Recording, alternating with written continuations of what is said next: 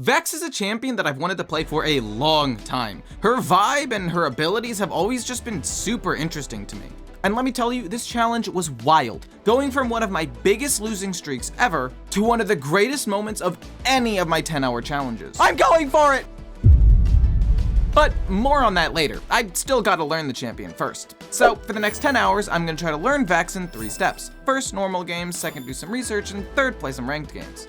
I'm doing this because I'm trying to learn every champion so one day I can make the greatest Viego video ever. So what runes and build do you go on Vex? Well, for your runes, you can either go Electrocute, which I think is the best overall, or you can go Arcane Comet, especially when you need to poke against long-range matchups. For your build, you usually go Luden's Companion, Shadow Flame, followed by any of these items. However, I personally liked changing Luden's Companion and Shadow Flame for Malignance and Storm Surge. My logic was, Vex's win rate drops the longer the game goes on, so these items allow me to have more impact early with a lower ult cooldown and some extra movement speed. Anyway, on to some normal games. But before that, really quick, I want to talk about today's sponsor, Marvel Strike Force, which you can super easily download with the QR code wherever I decide to put it, and link in the description. Marvel Strike Force is a game that I genuinely enjoy. I've always liked the squad builder genre where you build a team that gets stronger and stronger to beat harder and harder levels. But the thing that makes this game unique is you can have multiple different teams, like a hero team and a villain team. My hero team right now is an X-Men team because you get a lot of really early X-Men, and the team's actually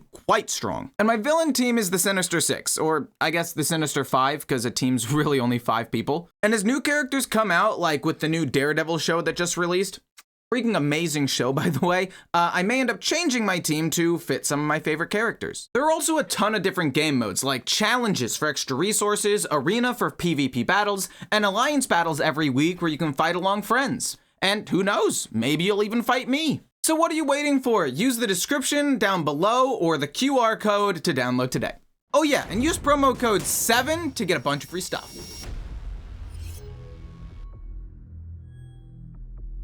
Right away, I started doing well. Sure, this was probably the slowest Vex combo you've ever seen, but hey, a kill's a kill. I also made one of the most common Vex mistakes right away, dashing in with my ult even though I have no possibility of surviving this. I was reading my abilities, okay? I will say though, Vex's ult is one of the most satisfying ults in the entire game, and I haven't even gotten a bunch of resets yet. But I did have a few mechanical problems with her ult as well. Despite that small issue though, I was actually just having so much fun on my first game with Vex. Game 2 on the other hand was a lot less fun. The enemy Shaco must have been a fan or something because he ganked me over and over and over again. That being said, I did have a few good solo kills in lane and understood why Vex does so well against mobile champions. You see, every time a champion dashes or blinks, Vex marks them with their passive, which gives her extra damage and allows her to fear them more consistently. But I'll discover a little bit later that even though she is great against some champions, she definitely struggles against other champions, but I'm getting ahead of myself. All you need to know right now is Vex is a great counter pick. Anyway, let's just keep talking about Vex's strengths, like how good she is at roaming with her ult, or how her fear is super reliable crowd control that sets up ganks and kills for your team. And again, just how fucking awesome it feels to hit an enemy with your ult. I mean, it's exhilarating. I'm sure this won't become a problem later though, right? But now it's time to talk about some of her weaknesses, like how she does almost no damage to tanks and bruisers. Awesome. Or how against more typical mages with no dashes, you basically have no passive. Don't get me wrong, these matchups are definitely winnable, it's just that Vex is clearly a counter champion. Her kit is specifically designed to beat mobile champions. Into the longer range matchups with low mobility, you pretty much need to wait for your ult because you have almost no kill pressure without it. But when my ult is up, it's free. For example, this fight, with our backs against the wall, my whole team dead, and my ult just about to come up. I'll save us! Ah! I did not, in fact, save the game. In my defense though, our Nyla muted herself and started running it down mid, so maybe this game wasn't my fault. I mean, 2 and 17's crazy, no?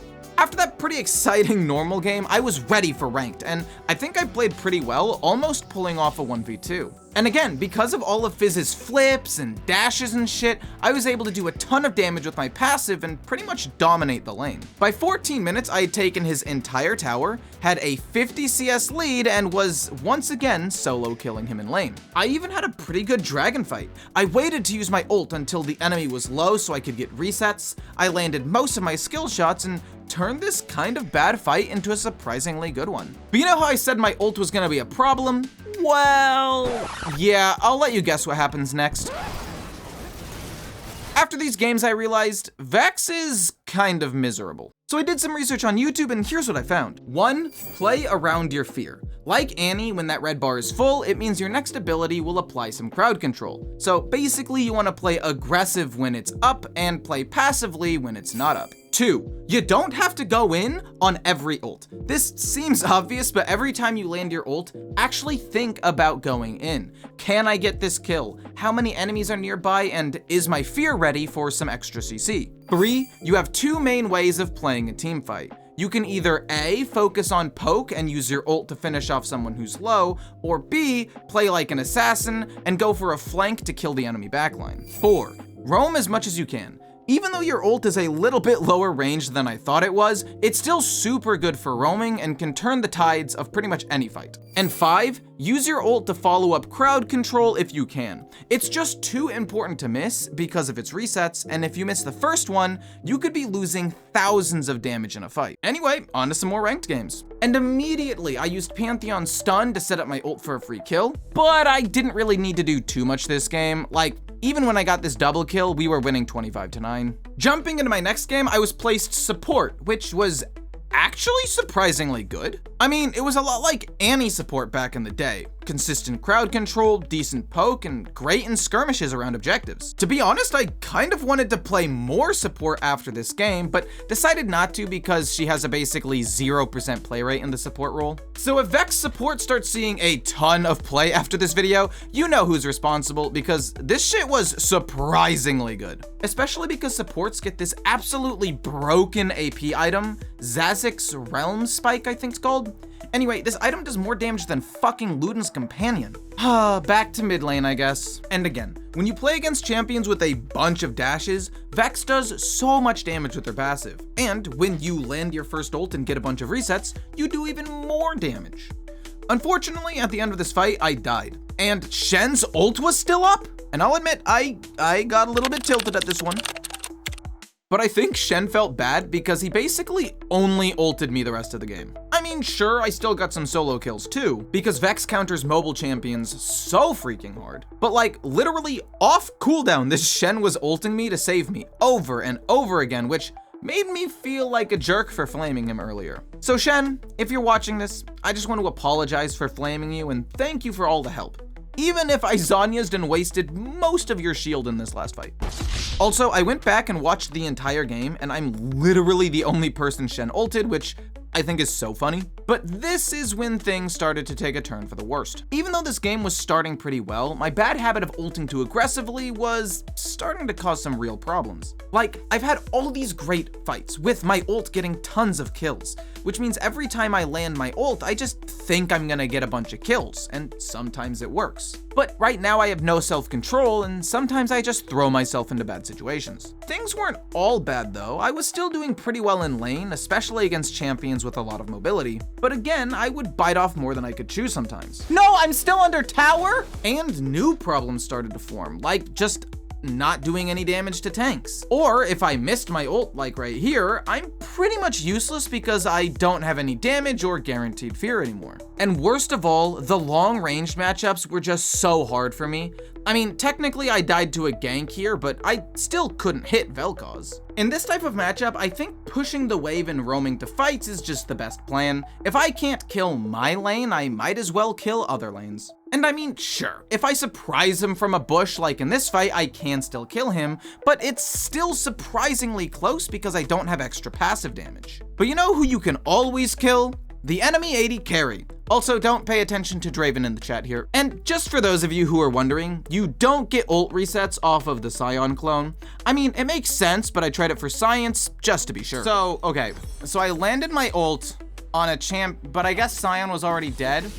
No, that's my bad. Anyway, to finish off this unlucky streak, I had my worst game in a pretty long time, all starting with a failed gank from my jungler, followed by another gank from the enemy jungler, and to make matters worse, it was my first game against Nefiri after her rework, and she was a lot stronger than I expected. But I shouldn't try to blame everything else because I personally made a lot of mistakes this game. I was ulting too aggressively, tried a weird burn build because the enemy team was super tanky, and didn't roam a single time this game. Oh yeah, and one last problem I haven't really talked about yet is Vex feels terrible from behind. She doesn't scale super well and kind of needs items to be good. Kinda similar to LeBlanc, another champion I made a 10-hour video on.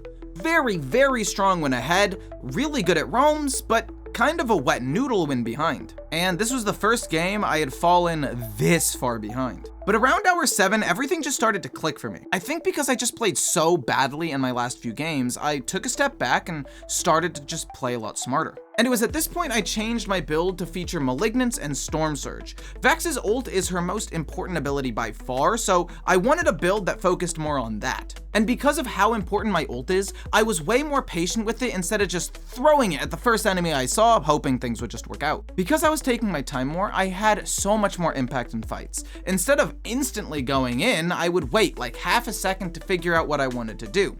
And once I came up with a plan, I was ready to go. I also waited about half a second to line up my ult. After missing it several times during this challenge, I really understood how important it was to land my ult. I knew I was still playing amazing on Vex. And even though the build wasn't totally meta, it fit my roaming playstyle a lot better with faster ults and more movement speed. I was even starting to use vision to cheese people with my ult, something I hadn't really thought of because I just was trying to understand Vex's kit. And how, like, in this tower dive, you can tell how much more comfortable I am with Vex. I quickly change from one target to another because I just know I have enough damage. Or during this big team fight, even though I missed my ult, I was way more comfortable with my abilities and landed them more consistently. Seriously, understanding your animations and range is so important when you're playing mages. And lastly, this was the first mid laner I've played in a while, so I also kinda needed to relearn how to use Hourglass effectively. But despite the good gameplay, this is when the story takes a bit of a sad turn. And kind of a happy one, I guess. I'm sure we've all been in this situation where we're playing out of our minds, but just can't seem to win. And for the last 5 games of this challenge, that is exactly what happened to me. During this time, I was the ace or MVP in every single game. And yet, during this time, I only won once. It was especially frustrating when some losses just weren't my fault. Like this game, my Malzahar went AFK, but instead of leaving, he just ran bot and then recalled over and over so we didn't get a loss mitigated. And you know what? It's easy letting the losses get to you, especially when you're playing super well. But it's important to not focus on the wins and losses, but focus on learning and the fact that you played well. Because it's a team game, and even if you get kills bot, top, and mid a whole bunch, sometimes you're just gonna lose a game because some things are just out of your control. Like getting completely outscaled and losing the final fight 0-5. You just gotta find a way to still have fun and keep learning. No. Got him. And I mean, you have to admit, my Vex gameplay now is so much better than at the start of this challenge, even if I lost 4 of my last 5 games. And it was that improvement I tried to focus on, which gave me the confidence to keep playing Vex even after the losses. So maybe it was determination, maybe it was destiny, but I decided to play one final game. Because can't end on a loss, am I right? My last game started like any other. A quick roam bot lane to get a quick kill and an assist, followed by a pretty close solo kill in the mid lane. But notice how I waited to ult here, making sure I had enough damage before actually going in. Followed by another roam, this time to the top lane, which got me another kill. I had been here before though, helping every lane, winning my own lane, and somehow still being behind. But this time, I knew I could carry. But I didn't expect it to go this well.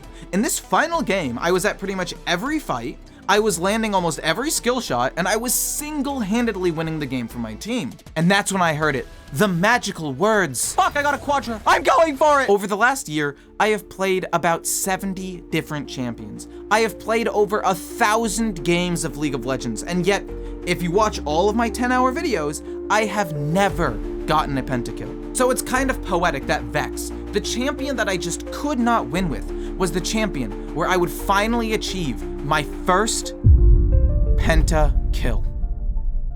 Unstoppable. No, wait. I swear I got a pentakill in this game. Maybe it was this clip. What? Oh, come on. Well, I guess it just wasn't meant to be. Lux respawned during the first penta, which messed up the timer, and Lee Sin stole my other penta with a random Q. But hey, still not a bad way to end the challenge.